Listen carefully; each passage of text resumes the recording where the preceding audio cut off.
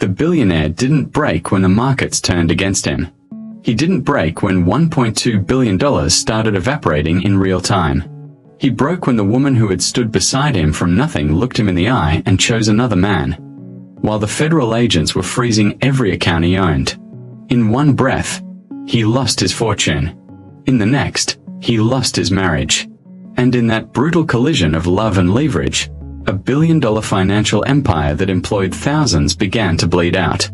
Inside a glass-walled penthouse high above the city, the air felt thin, almost suffocating, as if success itself had run out of oxygen. The skyline glittered like it always did, confident, untouchable, but inside that living room, confidence was cracking.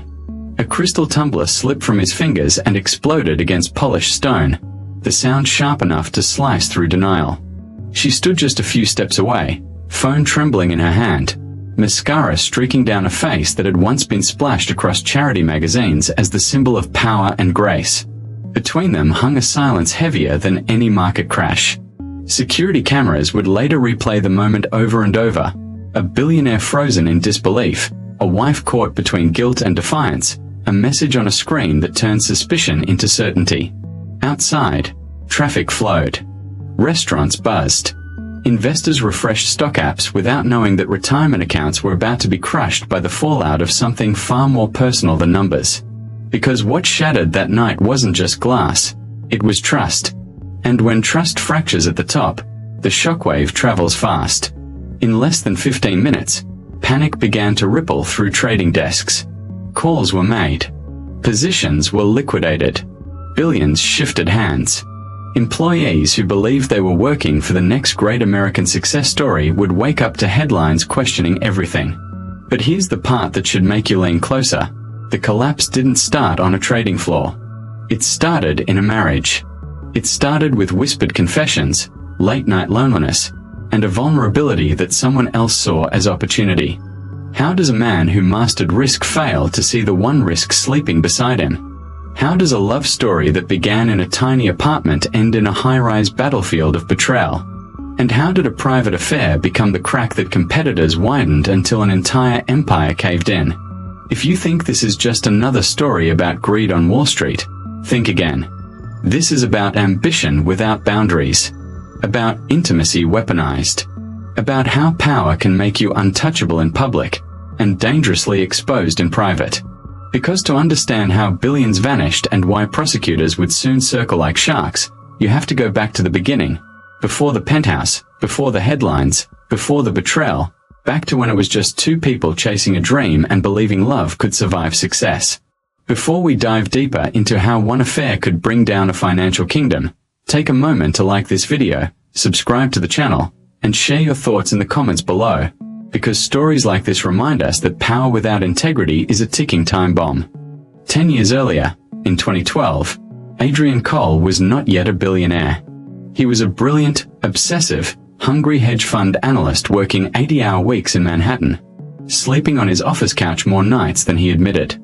His wife, Elena Cole, had been with him before the tailored suits, before the private jets, before the magazine covers. She had loved him when his suits were rented and his dreams were oversized for his bank account. They met at a charity gala in Brooklyn, where Adrian had been invited by a colleague and Elena had been volunteering as a coordinator. She wore a simple navy dress that did nothing to compete with the wealth in the room, yet Adrian could not take his eyes off her. She wasn't impressed by titles. She wasn't impressed by money. She asked him what he believed in, not what he earned. That night, as they talked about philosophy, risk, and legacy, Adrian felt seen, not as a rising financier, but as a man. Their love moved quickly, fueled by ambition and youth. They married within 2 years, promising each other that when success came, they would remain the same people they were in their tiny Brooklyn apartment, ordering takeout, debating politics, laughing at inside jokes nobody else understood. And success did come. In 2015, Adrian launched Cole Capital Management, a hedge fund that specialized in aggressive, data-driven investments in emerging tech markets. While others hesitated, Adrian bet boldly. He read trends before they surfaced, saw collapses before they occurred, and positioned his fund in ways that made industry veterans uneasy. Within 3 years, Cole Capital was managing over $4.7 billion in assets. By 2019, Adrian Cole was worth over $1.2 billion. They bought the penthouse. They appeared on the cover of financial magazines. Elena became a fixture in philanthropic circles, hosting galas, funding education initiatives, speaking about women in leadership. To the world, they were untouchable. But power does something strange to people. It magnifies who they already are. Adrian became more guarded, more calculating. Meetings ran late into the night. Phone calls were taken behind closed doors. Elena, once his confidant, slowly became a spectator in his life. She would wait up for him in that vast penthouse, staring out at Central Park, wondering how success had made them feel so distant. And then, in early 2021, she met him. His name was Marcus Hale. Marcus was everything Adrian had once been before money hardened him. Charismatic, ambitious, sharp, but emotionally present.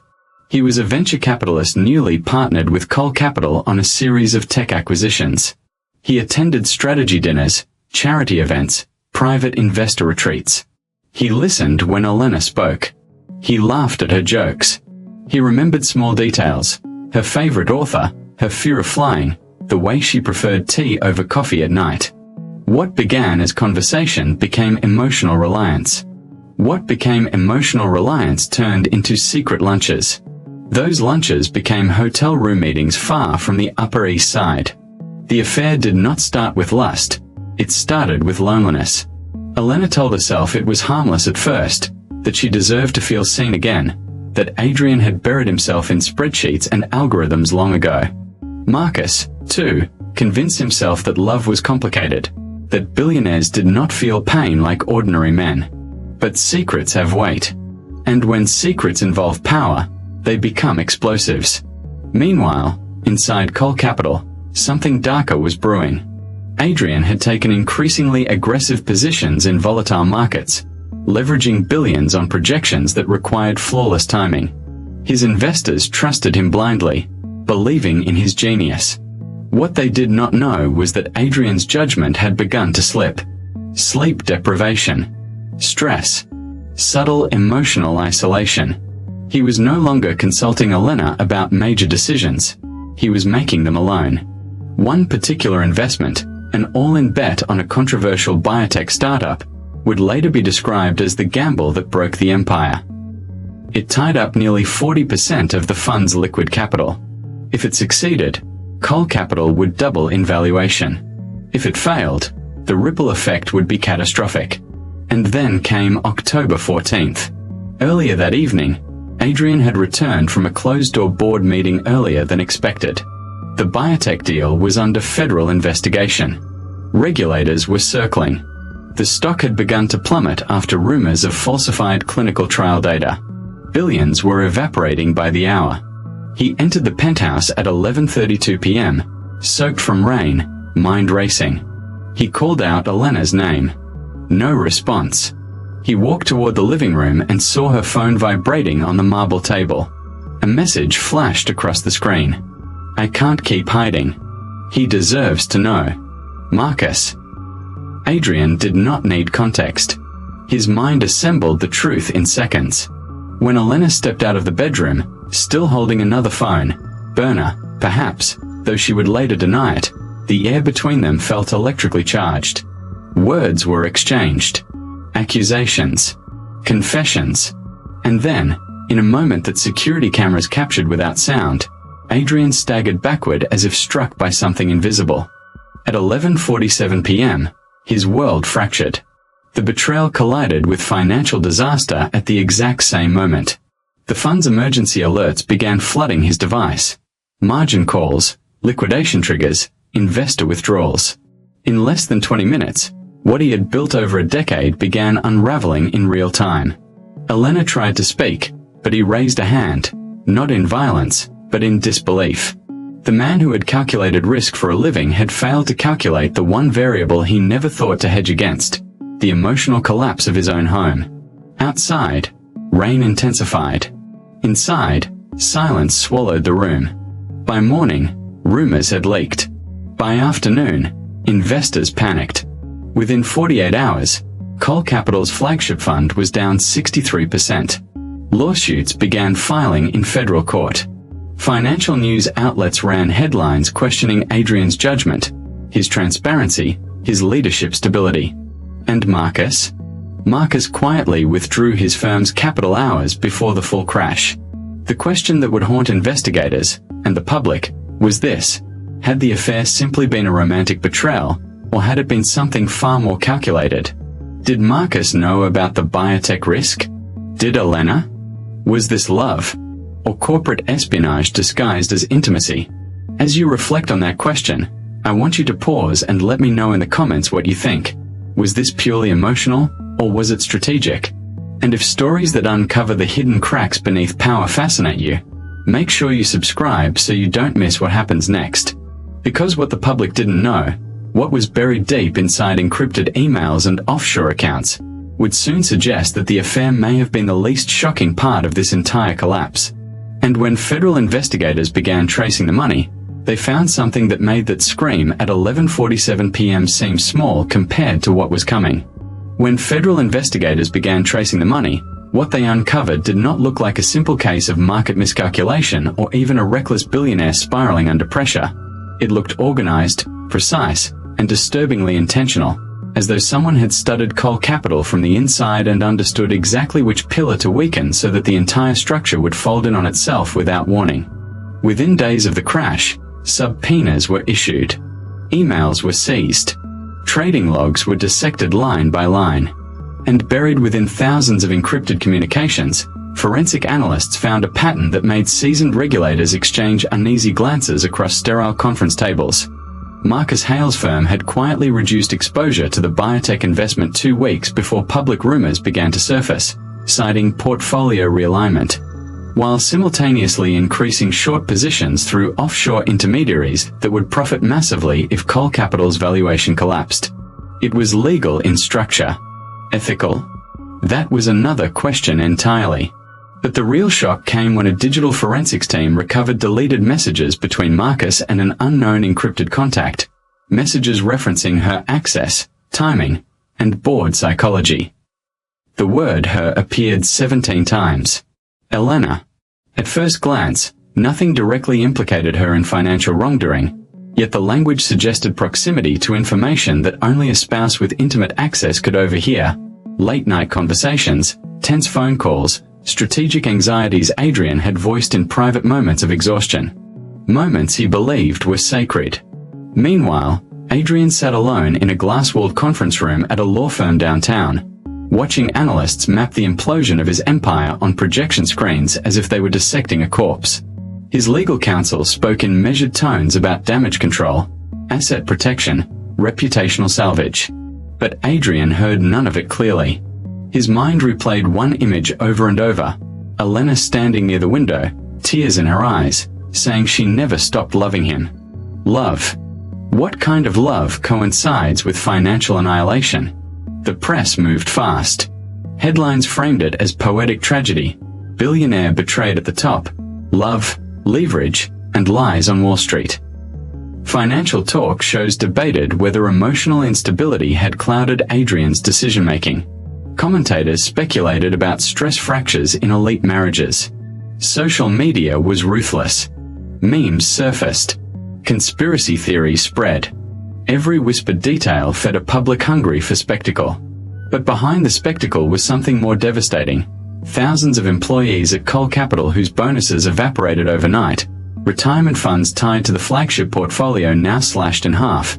Analysts who had trusted Adrian's vision now questioning whether they had been pawns in a game none of them understood.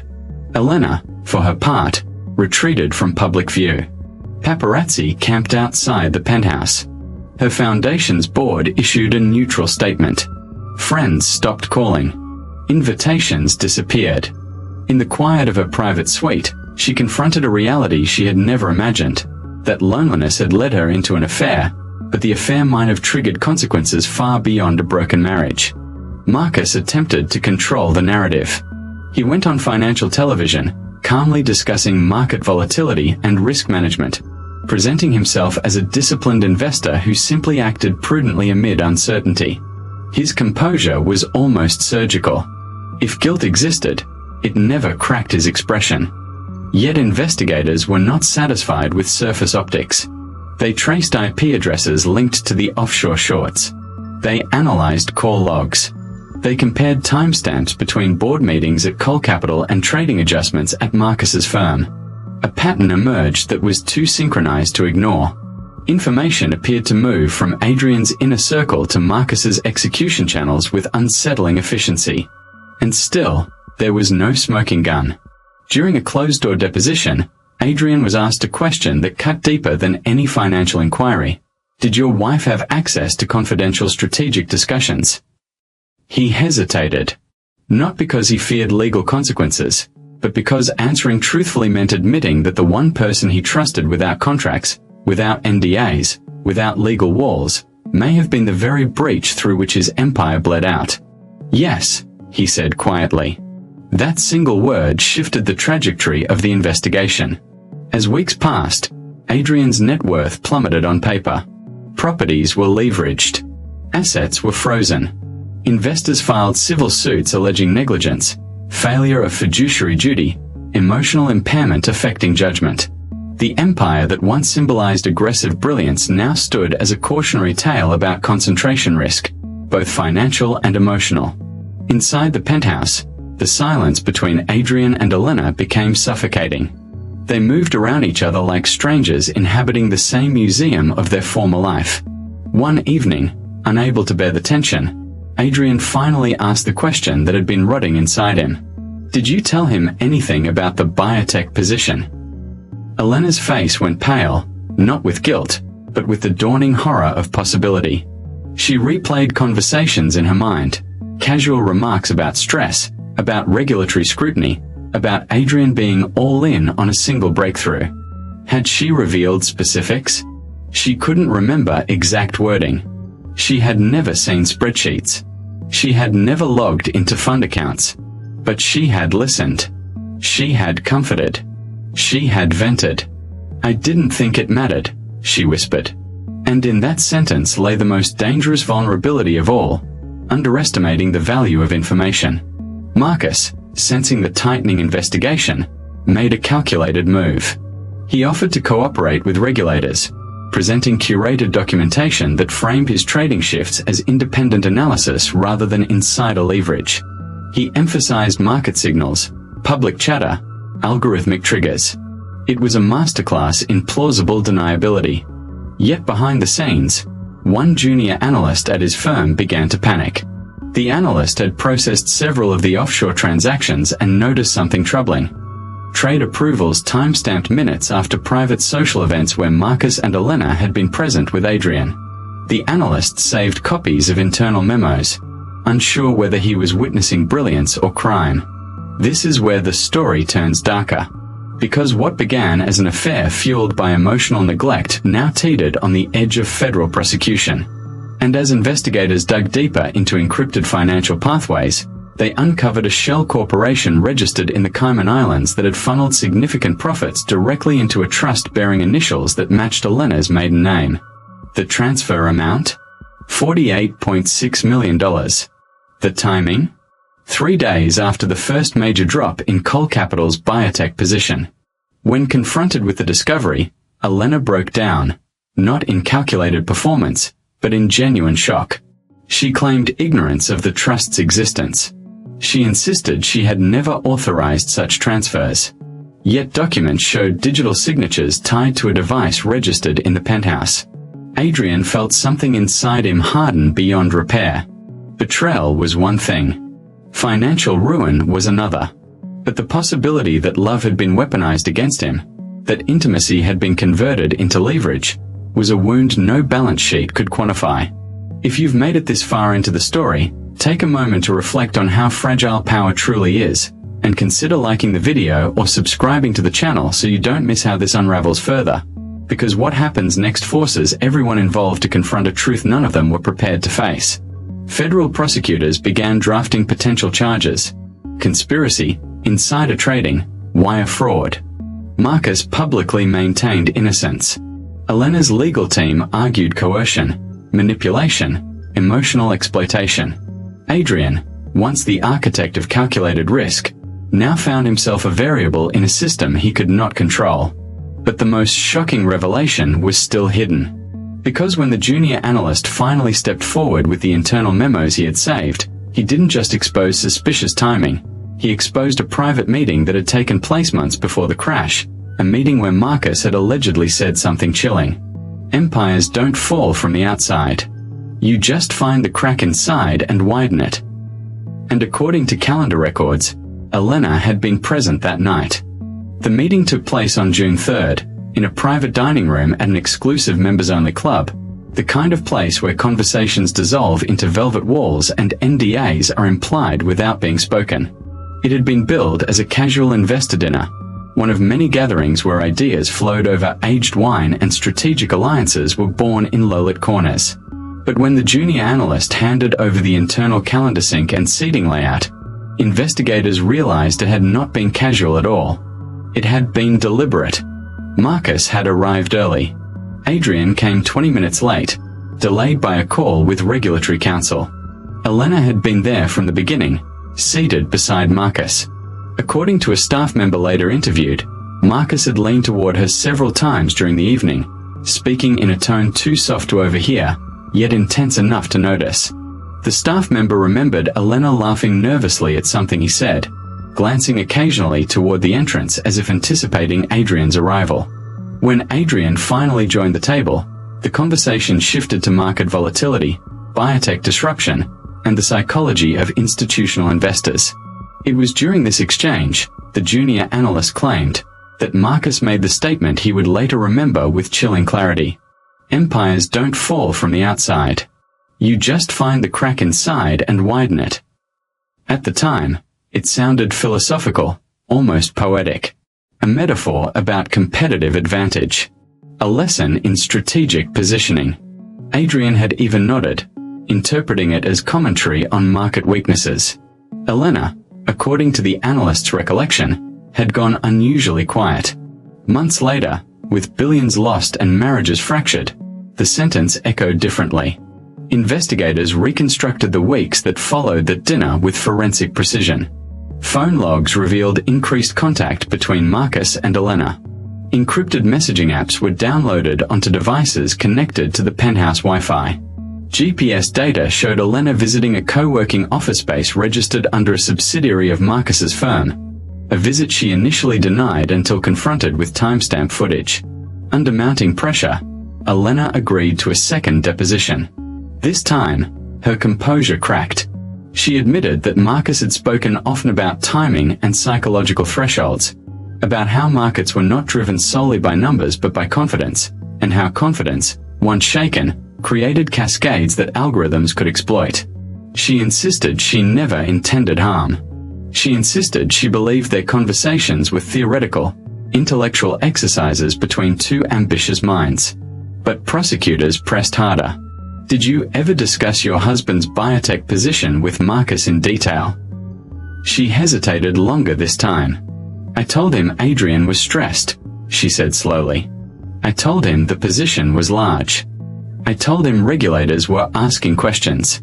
But I didn't give him documents. I didn't give him files. Sometimes, that is all it takes. Not documents. Not spreadsheets. Just confirmation. Inside trading floors across Manhattan, rumors thrive on fragments. Confirmation of size. Confirmation of scrutiny. Confirmation of emotional strain in leadership. For someone like Marcus, who thrived on reading human behavior as much as market data, Elena's words may have been more valuable than any stolen file. Meanwhile, Adrian faced a different battle. Investors demanded answers. Former allies distanced themselves. Lawsuits multiplied. He hired crisis management consultants who advised controlled media appearances to salvage credibility. In one televised interview, Adrian appeared thinner, eyes shadowed by sleepless nights, voice stripped of its former dominance. He spoke about responsibility, about miscalculated risk, about trusting too deeply. But he never mentioned the affair. Not publicly. Privately, however, the tension reached a breaking point. One night, weeks after the crash, Adrian confronted Elena with the evidence of the Cayman Trust. The $48.6 million transfer. The digital signature tied to her device.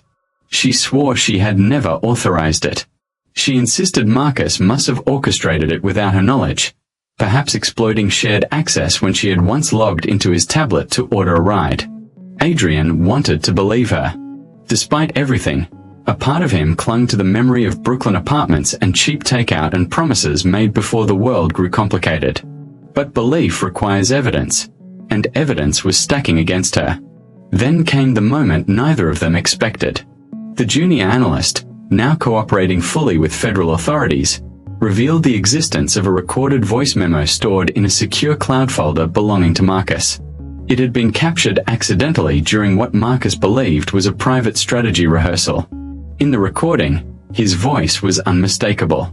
"She doesn't understand the mechanics," Marcus said in the audio. "She just confirms what I already suspect." Adrian's over-leveraged. "Once regulators nudge, I'll widen the crack. By the time he sees it, liquidity will vanish." There was a pause in the recording, the sound of ice clinking in a glass. "And she'll think it's love." When investigators played the audio for Elena, her reaction was visceral. Not defensive. Not strategic. Devastated. She had believed herself to be an equal participant in an emotionally complex relationship. In reality, she had been a conduit, an emotional access point into a fortress Marcus intended to breach long before she realized she was holding the door. The revelation shifted the narrative dramatically. What had looked like conspiracy began to resemble manipulation led atop ambition. Prosecutors recalibrated. While Elena still faced potential liability for negligence and indirect facilitation, the focus sharpened intensely on Marcus's intent. Adrian, upon hearing the recording, experienced a different kind of collapse. Not the explosive shattering of betrayal, but a slow internal unraveling. The enemy had not just been inside his home. The enemy had studied him, anticipated him, exploited both his ambition and his emotional blind spots. He realized something painfully clear. His empire had not fallen solely because of an affair or even aggressive leverage. It had fallen because he had built it without safeguards against human vulnerability. He hedged against market risk, geopolitical instability, algorithmic unpredictability, but he never hedged against loneliness. As federal charges against Marcus moved forward, financial media reignited with fresh intensity.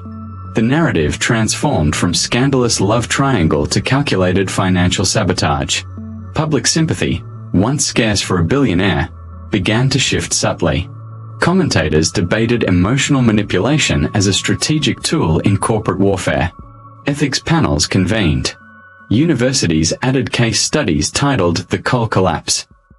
Yet even as Marcus prepared his defense, another twist emerged. The Cayman Trust had not only received $48.6 million, it had transferred $12 million to an undisclosed political lobbying group days before regulatory scrutiny intensified on the biotech firm. The implication was staggering. Market positioning, regulatory pressure, and emotional exploitation may have been orchestrated in tandem. If proven, this was not just insider trading. It was systemic manipulation. Adrian received the news in silence, staring at Manhattan's skyline from a temporary apartment far less grand than the penthouse he had once owned. His legal team outlined potential recovery strategies: asset reclamation, civil suits against Marcus. For the first time since the collapse, Adrian spoke with clarity. "I want everything uncovered," he said, "even if it destroys what's left of me."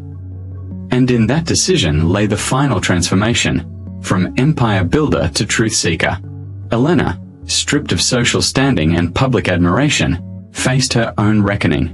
She had wanted to feel seen, wanted to feel valued. In chasing emotional validation, she had walked into a web spun by someone who understood that power's greatest weakness is intimacy. If this story is gripping you the way it gripped Wall Street, take a moment to like the video and share your perspective below, because what happens next forces a courtroom confrontation that will expose motives, secrets, and a final betrayal no one anticipated. Because Marcus was not done making moves. 2 days before formal charges were to be announced, he attempted something that stunned even seasoned investigators.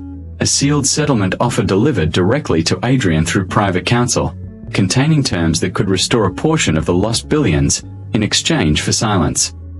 The envelope arrived without warning, hand-delivered to Adrian's legal team in a slim black case that felt more like a business proposal than an admission of guilt.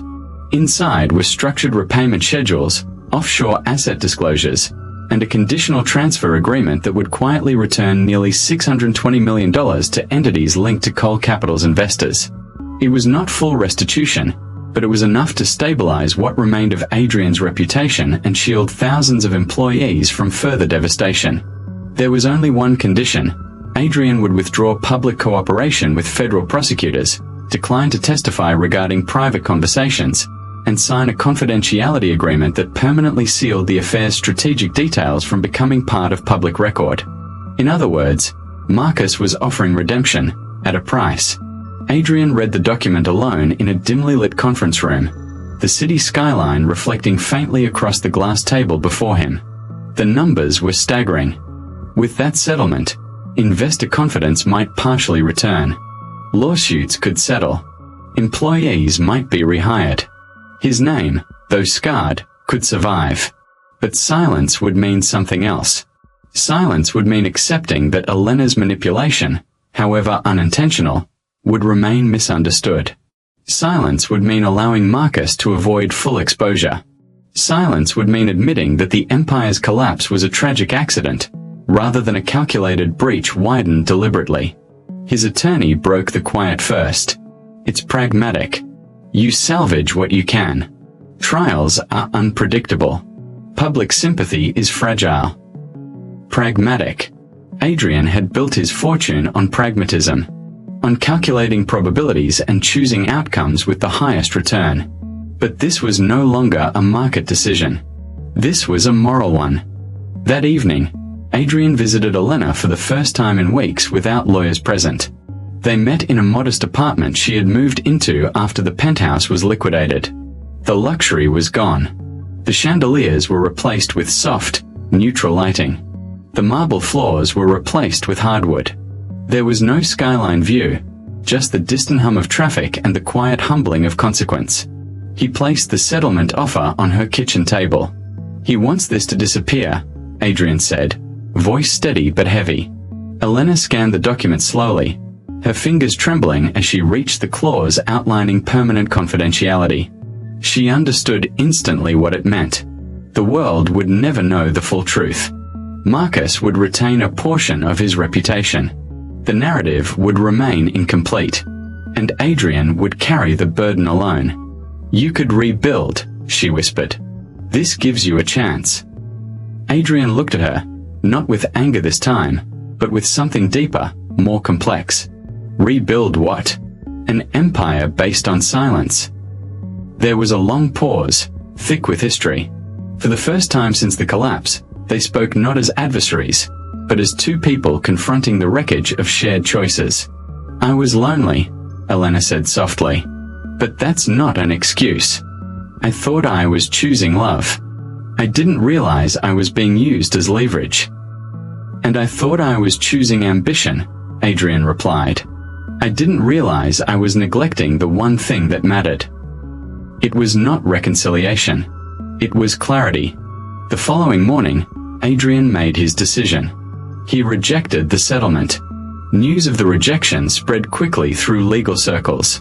Prosecutors intensified their case. Marcus's legal team shifted from negotiation to aggressive defense. Subpoenas expanded to include political lobbying groups connected to the Cayman transfers. The narrative transformed yet again, from scandal to systemic corruption. The courtroom proceedings months later were electric. Financial journalists filled every seat. Analysts dissected testimony in real time. Former colleagues watched with a mix of resentment and fascination. When Marcus took the stand, he maintained composure, projecting the same surgical calm he had displayed on television months earlier. He described his trading strategies as independent, data-driven. He characterized his relationship with Elena as personal, not strategic. He denied intentional manipulation. Then the prosecution played the voice memo. "She just confirms what I already suspect. Once regulators nudge, I'll widen the crack." The courtroom fell silent. Marcus's jaw tightened almost imperceptibly, but the damage was irreversible. The audio cut through speculation and landed with the weight of intent. It revealed not just opportunism, but premeditation. Under cross-examination, financial timelines were mapped meticulously. Trading positions aligned with private conversations. Offshore transfers aligned with regulatory movements. Lobbying expenditures aligned with sudden public scrutiny of the biotech firm. Piece by piece, the portrait shifted from brilliant investor to orchestrator. Elena was called to testify. She walked to the stand without glamour, without the social armor she once carried. She admitted to the affair openly. She admitted to sharing emotional frustrations and broad concerns about Adrian's stress. She denied knowledge of financial schemes. She described the voice memo as the moment she realized she had been a pawn in a larger strategy. Her testimony did not absolve her completely. She still faced civil penalties for negligence, but it reframed her role from conspirator to exploited access point. When Adrian finally testified, the courtroom leaned forward collectively. He spoke not like a billionaire defending his fortune, but like a man dissecting his own failure. He acknowledged over-leveraging. He acknowledged hubris. He acknowledged emotional blindness within his marriage. But he also spoke about trust, the trust investors placed in him, the trust he placed in his wife, and the trust Marcus had weaponized. "I built systems to measure risk," Adrian said, voice steady. "But I never built systems to measure betrayal." The statement lingered long after he stepped down. Months later, the verdict arrived. Marcus was convicted on multiple counts of securities fraud, conspiracy, and market manipulation. The lobbying connection triggered separate investigations that rippled beyond the financial world. His firm collapsed under reputational pressure. Investors fled. Partnerships dissolved. Coal Capital, though permanently scarred, began a slow restructuring under new leadership. Portions of recovered assets were redistributed to affected investors. Adrian stepped away from active management, transitioning into advisory roles focused on ethical governance and systemic safeguards. He was no longer the aggressive empire builder gracing magazine covers. He became something different, a case study in ambition, vulnerability, and the cost of unguarded intimacy. As for Elena, she accepted civil penalties and retreated from public life entirely. The marriage did not survive in its romantic form, but neither did it dissolve into hatred. What remained was a quiet understanding that both had contributed, in different ways, to the cracks that Marcus widened. Years later, when business schools analyze the collapse, they often focus on leverage ratios, regulatory risk, and insider manipulation. But those who look deeper see something more human. Empires do not collapse in a single dramatic moment. They erode where attention fades, where communication fractures, where loneliness meets opportunity. If this story moved you, unsettled you, or made you question the hidden vulnerabilities in powerful systems, take a moment to like the video, share your perspective in the comments, and subscribe to the channel so we can continue uncovering stories where ambition collides with humanity. Because behind every billion-dollar empire is not just strategy and capital, but people. And people, no matter how powerful, are never immune to the consequences of their choices.